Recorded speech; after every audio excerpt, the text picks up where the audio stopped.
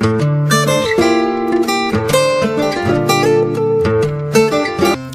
was born and raised in Holland, Michigan, and I have loved growing up and living by Lake Michigan where I can fish by Big Red. I learned a lot about Van Raalte in elementary school and acted out being Dutch settlers in my class. I attended Pillar Church and have been involved in tulip time and Dutch dancing. Reverend Van Raalte is the founder of Holland and Hope College. He declared, "I hope that a large colony can be established here in America which will focus its work on the kingdom of God." The bold vision that he had for the church, education, and community continues to have an impact on the city that he founded. From its very beginnings, Holland, Michigan provided a refuge for those seeking religious freedom and a better economy. A group of 60 Dutch Calvinist men, women, and children, led by Reverend Van Raalte, prepared for their 47-day trip to Rotterdam to New York.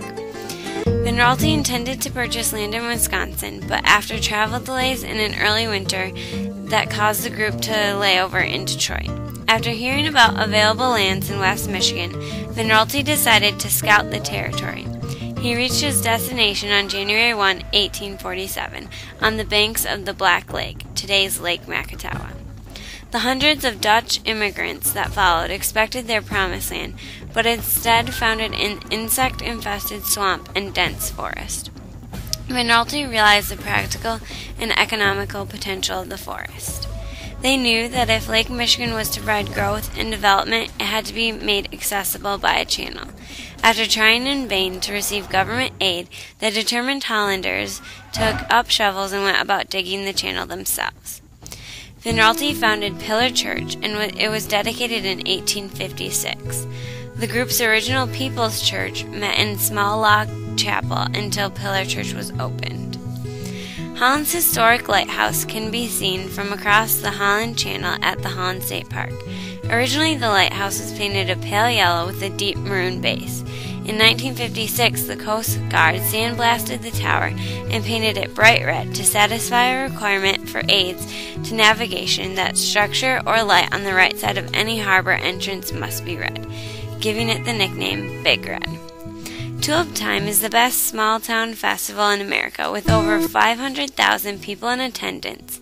It grew out of a women's literary club meeting in 1927, where Miss Lida Rogers, a biology teacher at Holland High School, suggested that Holland adopt the tulip as its official flower and celebrate it with a festival.